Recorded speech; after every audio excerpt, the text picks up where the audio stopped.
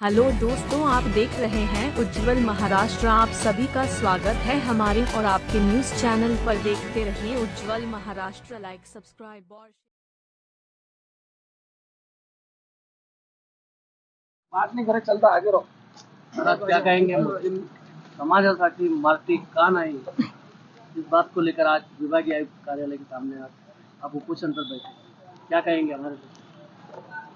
सबसे पहले तो मैं जनाब ऋषिकेश कामरे साहब का शुक्रिया अदा करता हूं कि उन्होंने हमारे इस मार्टी मौलाना आज़ाद रिसर्च ट्रेनिंग सेंटर यानी कि मार्टी का जो आंदोलन चल रहा है उसको मनपूर्वक समर्थन दिया। इसलिए मैं उनका मार्टी की जानिब से, पूरी टीम की जानिब से शुक्रिया अदा करता हूं।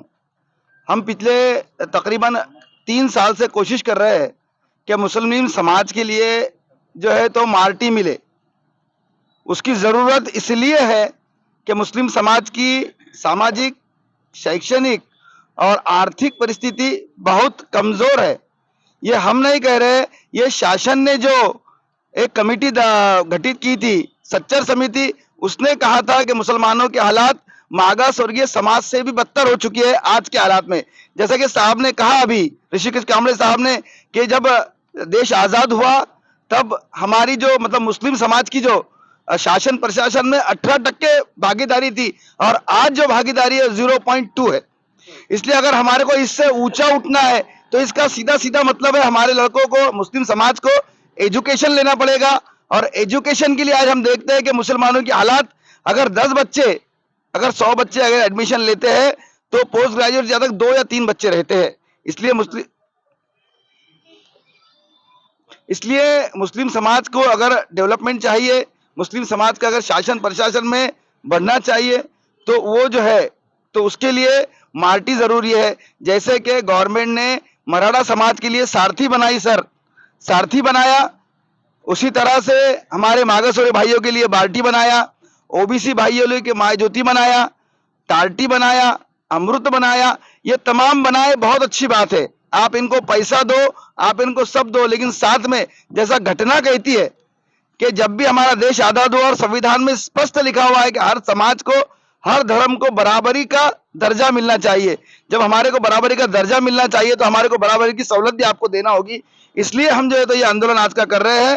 हिवाड़ी हम ना लाक्षणिक आज का दिन भर का जो आंदोलन है वो इसलिए है कि हिवाड़ी अधिवेशन में हमारी बात वहां तक पहुंचे। वैसे तो हमने हर जगह कोशिश की, हमारे सम्माननीय अध्यक्ष साहब ने, एडवोकेट अजहर पठान ने अपनी जान पर खेलकर मुख्यमंत्री को जो है तो निवेदन दिया। मुख्यमंत्री भी पॉजिटिव है, अल्पसंख्यक मिनिस्टर पॉजिटिव है, लेकिन इसकी दखल शासन ने लेकर जो है तो हिवाड़ी अधिवेशन में मार्टी को मंजूरी देनी चाहिए और ज्यादा से ज्यादा फंड एलोकेट करना चाहिए। इसलिए जो है तो आज भर का हमारा दिल भर का ये लाक्षणिक कुपोषण है। धन्यवाद सर।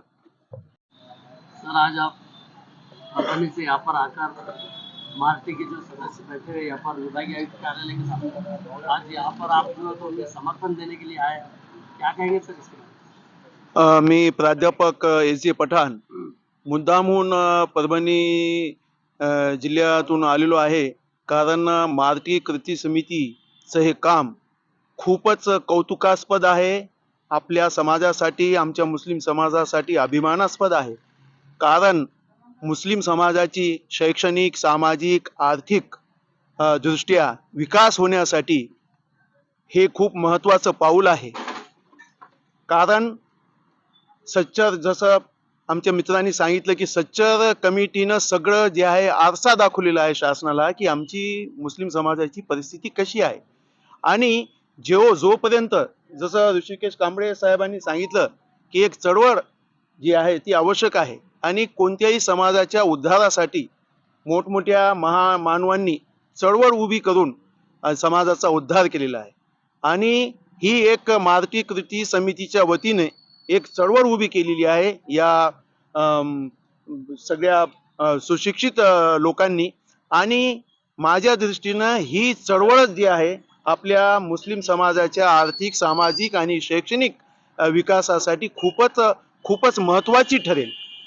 आणि ही चळवळ जी आहे फक्त औरंगाबाद शहरापुरतीच नाही, तर हे पूर्ण चळवळ, मी सांगतो विशेष करून महाराष्ट्राचं जेव्हा हे उदाहरण निर्माण होईल तेव्हा फक्त औरंगाबाद, मराठवाडा, पूर्ण महाराष्ट्रासाठी, महाराष्ट्राच्या मुस्लिमांसाठी हे महत्त्वाचं आणि एक खूपच महत्वाचं एक टप्पा हा जो आहे आणि खूपच महत्वाचा आहे. शासन सुद्धा सकारात्मक आहे. शासन सुद्धा सकारात्मक आहे. फक्त एवढंच आहे की शासनानं फक्त आता आश्वासन देऊ नये.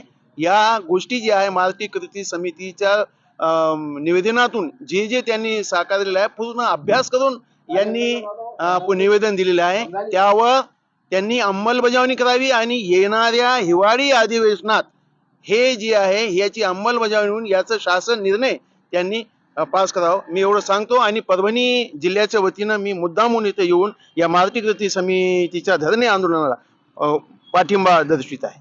धन्यवाद. तर आज इथं पार्टीच्या वतीने एक दिवसीय लाक्षण उपोषण भारती सारथी महाज्योती कार्ती अमृतच्या तिथीवर यासाठी आज इथं एक दिवसीय उपोषण लावलेलं आहे. सर, आपण काय सांगाल? सर जो है तो मार्टी के तालुक सर ने जो आज उपोषण रखे धरना लाक्षणिक उपोषण उसके समर्थन के लिए आए हुए और हमारा जो आज धरना है एक दिवसीय धरना आने वाले हिवाड़ी अधिवेशन में जो 7 तारीख से शुरू हो रहा है तो सरकार का ध्यान लक्ष्य केंद्रित करने के लिए हमने वो धरना रखे हुआ है। और आप जानते हैं कि पिछले 2.5-3 साल से हम लगातार कोशिश कर रहे हैं कि भारती सारथी महाज्योति टार्टी और जैसा कि अमृत ये सभी संस्थाएं एनजीओ जो है तो गवर्नमेंट के समाज के उनके घटक के आगे बढ़ाने के लिए काम करें। जैसा यूपीएससी में उनको फ्री में ट्रेनिंग देना है, फेलोशिप में हर संस्था के जो है तो भारतीय सारथी 200 बच्चों को उन्होंने एक टारगेट फिक्स करा है। तो हम ऐसे चाह रहे हैं कि मुस्लिम अल्पसंख्यक समाज के लिए भी एक टारगेट आप फिक्स करिए। जैसा अभी हाल ही में जीआर भी निकला है परदेश जाने के लिए, उसमें 27 जनों का उन्होंने अल्पसंख्यक समाज के लिए परदेश जाने के लिए पीएचडी है, उच्च शिक्षण है, उसके लिए उन्होंने एक जीआर निकाला है और 120 करोड़ रुपए का उसको सेंक्शन करे। तो ऐसे ही टारगेट आप जैसा आपने भारती को 200 बच्चों का टारगेट करे हुए, 75 बच्चों का टारगेट करे हुए, तो आप अल्पसंख्यक समाज के लिए भी इसकी जो है तो और व्याप्ति बढ़ाओ और ज़्यादा से ज़्यादा बच्चों को बाहर भेजने के लिए आप सरकार कोशिश करे। ये कब होगा? जब मार्टी की स्थापना हो। जैसा आपने समता दूत बनाया, तारा दूत बनाया, जो पार्टी में जो है तो जो योजना है समाज तक पहुंचने के लिए काम करता है।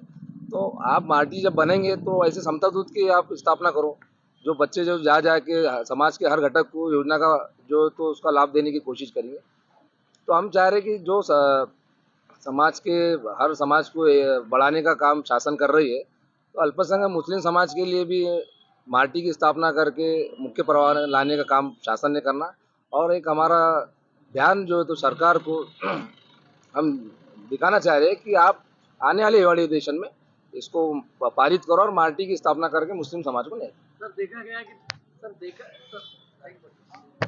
गया कि बीच में आपने जान पे खेलकर जो तो मुख्यमंत्री की कार के सामने आ गया और कार में से मुख्यमंत्री को आपके सामने बात करना पड़ी और उन्होंने उस टाइम का क्या आश्वासन था सर? माननीय मुख्यमंत्री मंत्रिमंडल की बैठक में आए थे और उनका एक बड़ापन था कि एक छोटे कार्यकर्ता का निवेदन देख के उन्होंने गाड़ी रुकाए और उन्होंने एक हमारे को आश्वासन दिया है कि हम ये तुम्हारा काम कर देंगे। और माननीय हमारे अल्पसंख्यक मंत्री है, उन्हें भी उन्होंने कहा है कि इत्तेला देते बोल के। और उसके बाद हमने अल्पसंख्यक मंत्री अब्दुल सत्तार साहब से भी मुलाकात की, उन्होंने हमें आश्वासन दिया। हम चाह रहे हैं कि गवर्नमेंट सकारात्मक है, मगर हम चाह रहे हैं कि आश्वासन तो ठीक है, मगर हम चाह रहे हैं कि अगर हिवाड़ी अधिवेशन में आप जल्द से जल्द पारित करते तो मुस्लिम समाज को न्याय देने का काम आप करें। उपोषणसाठी आज विभागीय आयुक्त कार्यालयासमोर इथं मार्टीचे सर्व कार्यकर्ते आणि नागरिक पण बसलेले आहे. तर आपण भी इथं पाठिंबा द्यायला आलेले, काय म्हणाल सर? मुस्लिम समाज त्यांचाही सर्व प्रकारच्या विकासाचा हक्क त्यांचा आहे. जेव्हा देश स्वतंत्र झाला तेव्हा शासन प्रशासनामध्ये मुस्लिम समाजाचा जवळपास 17% वाटा होता. आज तो 0.2 वर आलेला आहे.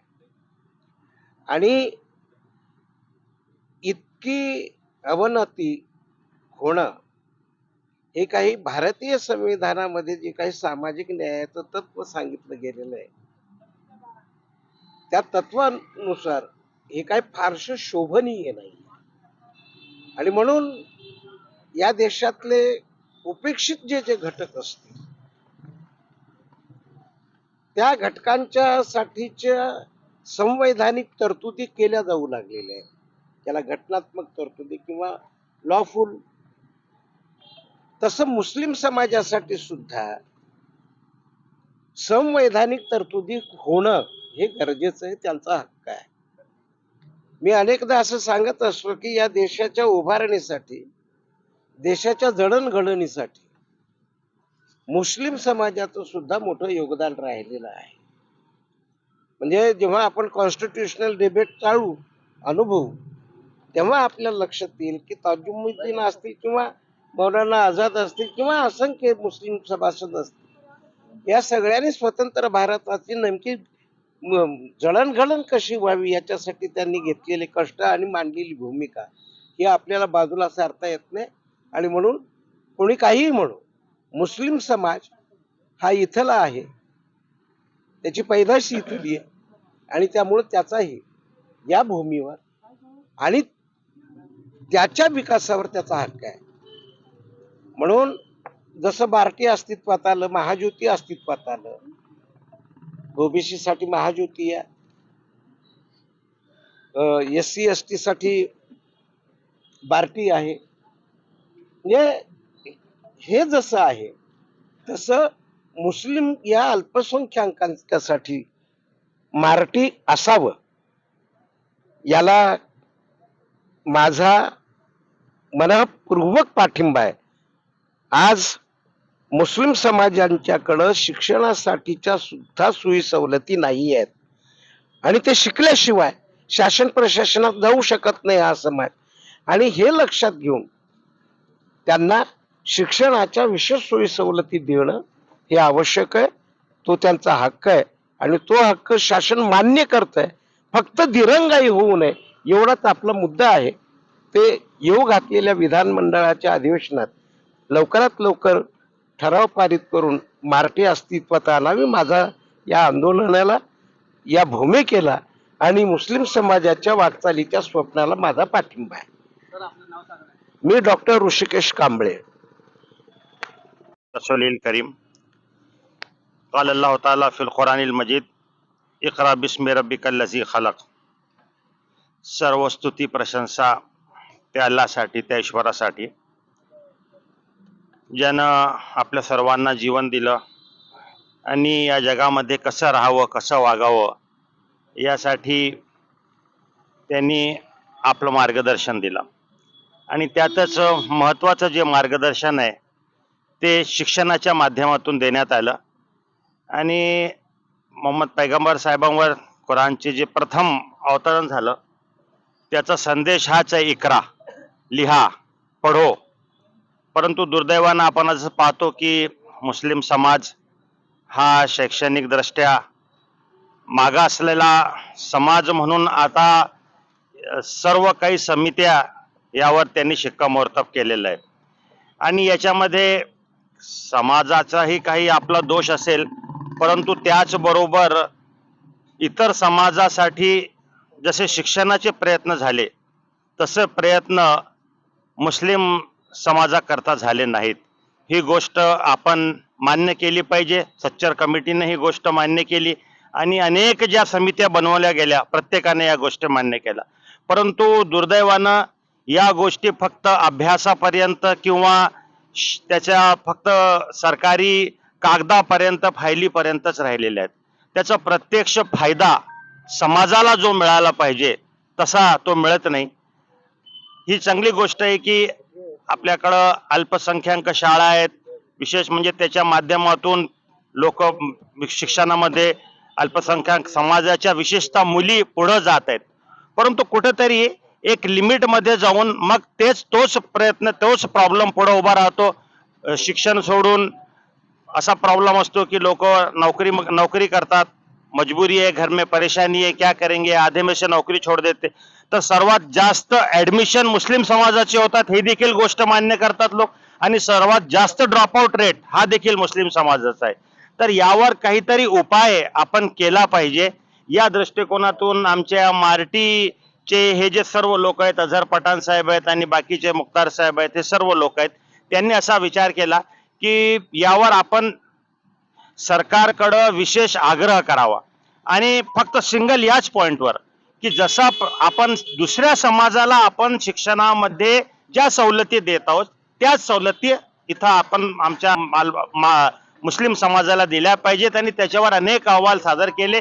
आनंदाची गोष्ट ही आहे की एक चांगली टीम आहे, जो शिकलेले सवरलेले लोक आहेत, ज्यांना शिक्षणाचं बेनिफिट मिळालं, शिक्षणामुळं काय फायदा होतात हे ज्यांना माहित आहेत, असे लोक या आंदोलनाच्या मागे आहेत. आणि याच्या माध्यमातून प्रयत्न असा आहे की त्यांनी अगदी याला लावून धरलेलं आहे आणि कुठंतरी जी सुरुवात अगदी छोट्या प्रमाणावर होती ही आज सरकारपर्यंत पोहोचलेली आहे. अजित पवारांनी यावर आपलं भाष्य केलेलं आहे. काल छगन भुजबळ साहेबांनी देखील सांगितलं की बहुजन समाजाला देखील जसं बार्टी मिळतं तसं बहुजन समाजालाही मिळायला पाहिजे. म्हणजे आपली ही जी मागणी आहे ही मागणी आता जोर धरू लागलेली आहे मला असं वाटतं आणि त्याच्यासाठीच आजचा हा प्रयत्न आहे. आणि आम्हाला अशी आशा आहे की जर हे सरकार जर यावर कार्य करेल तर त्याच्यामुळे फार चांगलं एक अल्पसंख्याक समाजाचा, मुस्लिम समाजाचा पाठिंबा त्यांना मिळेल. किंवा जर त्यांनी हे काम केलं नाही तर याचे परिणाम सुद्धा त्यांना भोगावे लागतील. त्यासाठी आम्ही या दृष्टिकोनातून सर्व प्रकारे प्रयत्न करू आणि एकजूट आणि संघटित होऊन प्रयत्न करू. जे जे लोक याच्यासाठी कार्य करत आहेत मी या सर्वांचं आभार व्यक्त करतो. माझं नाव अब्दुल वाजेद कादरी.